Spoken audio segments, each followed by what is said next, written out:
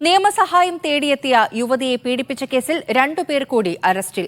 മുൻ government pleader PG മനുവിന്റെ junior അഭിഭാഷകൻ ജോബി, ഡ്രൈവർ എൽദോസ് എന്നിവരാണ് അറസ്റ്റിലായത്. തെളിവ് നശിപ്പിക്കാൻ കൂട്ടുനിന്നതിനാണ് ഇരുവരെയും ചോറ്റാനിക്കര പോലീസ് അറസ്റ്റ് ചെയ്തത്.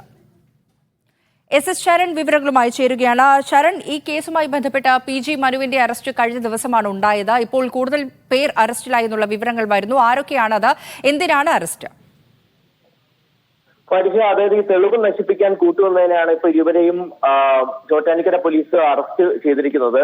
ഫാരിഷ സൂചിപ്പിച്ച പോലെ തന്നെ ഈ 2018 പീഡന കേസിൽ ഇരയായ പെൺകുട്ടിക്ക് നിയമസഹായം വാഗ്ദാനം ചെയ്ത് പലതവണ പീഡിപ്പിച്ചെന്നും ദൃശ്യങ്ങൾ ഫോണിൽ ചിത്രീകരിച്ചെന്നുമായിരുന്നു മുൻ ഗവൺമെന്റ് പ്ലീഡറായ PG മനുവിനെതിരായ പരാതി. എറണാകുളം സ്വദേശി നൽകിയ പരാതിയിലാണ് ബലാത്സംഗം, സ്ത്രീത്വത്തെ അവമാനിക്കൽ എന്നീ വകുപ്പുകൾക്ക് പുറമെ IT ആക്ട് കൂടി ചുമത്തി ചോറ്റാനിക്കര പോലീസ് കേസെടുത്തിരുന്നു. നേരത്തെ സുപ്രീം കോടതി ഈ PG മനുവിന്റെ മുൻകൂർ ജാമ്യാപേക്ഷ തള്ളിയതാണ്. ഇതിന് പിന്നാലെയാണ് പുത്തൻകുരിശ് DYSP ഓഫീസിൽ അദ്ദേഹം കഴിഞ്ഞ ദിവസം കീഴടങ്ങിയിരുന്നത്. അദ്ദേഹത്തിന്റെ അറസ്റ്റ് രേഖപ്പെടുത്തിയതിന് പിന്നാലെയാണ് ഇപ്പോൾ കൂടുതൽ ആളുകളുടെ അറസ്റ്റിലേക്ക് ചോറ്റാനിക്കര പോലീസ് കടന്നിരിക്കുന്നത്. പ്രധാനപ്പെട്ട 2 ആളുകളാണ്. അതായത് മുൻ ഗവൺമെന്റ് പ്ലീഡറായ PG മനുവിന്റെ ജൂനിയർ അഭിഭാഷകൻ ജോബി, ഡ്രൈവർ എൽദോസ് എന്നിവരെയാണ് അറസ്റ്റ് ചെയ്തിരിക്കുന്നത്. പ്രധാനമായും പോലീസ് പറയുന്നത് നേരത്തെ ഈ PG മനു പീഡന ദൃശ്യങ്ങൾ മൊബൈൽ ഫോണിൽ ചിത്രീകരിച്ചിരുന്നു. അതിനുശേഷം ഈ മൊബൈൽ ഫോൺ ജൂനിയർ അഭിഭാഷകനായ ജോബിക്ക് കൈമാറുകയും ജോബി പിന്നീട് ഡ്രൈവറായ എൽദോസിന് കൈമാറുകയും ചെയ്തിരുന്നു. പിന്നീട് എൽദോസ് ഈ മൊബൈൽ ഫോൺ പുഴയിലേക്ക് എറിയുകയും ചെയ്തിരുന്നു. അങ്ങനെയാണ്